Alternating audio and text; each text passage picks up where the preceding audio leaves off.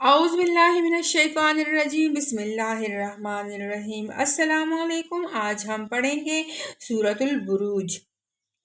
اللہ کے نام سے جو بے انتہا مہربان اور رحم فرمانے والا ہے۔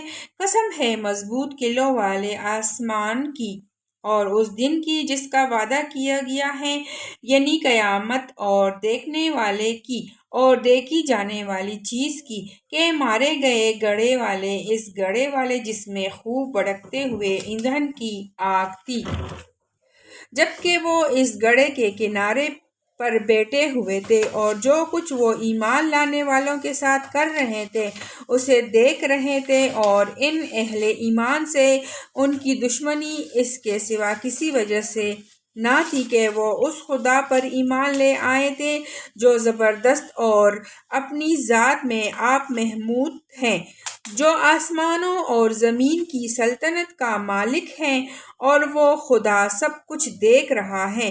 جن لوگوں نے مومن مردوں اور عورتوں پر ستم توڑا اور پھر اس سے تائب نہ ہوئے، یقیناً ان کے لیے جہنم کا عذاب ہے اور ان کے لیے جلائے جانے کی سزا ہے۔ جو لوگ ایمان لائے اور جنہوں نے نیک عمل کیے، یقیناً ان کے لیے جنت کے باغ ہیں جن کے نیچے نہریں بہتی ہوں گی۔ یہ ہے بڑی کامیابی۔ در حقیقت تمہارے رب کی پکڑ بڑی سخت ہے۔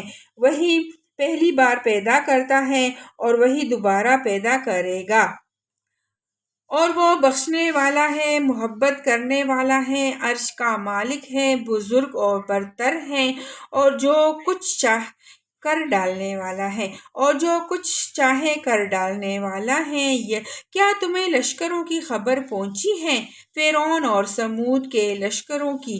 مگر جنہوں نے کفر کیا ہے وہ جھٹلانے میں لگے ہوئے ہیں، حالانکہ اللہ نے ان کو گھیرے میں لے رکھا ہے۔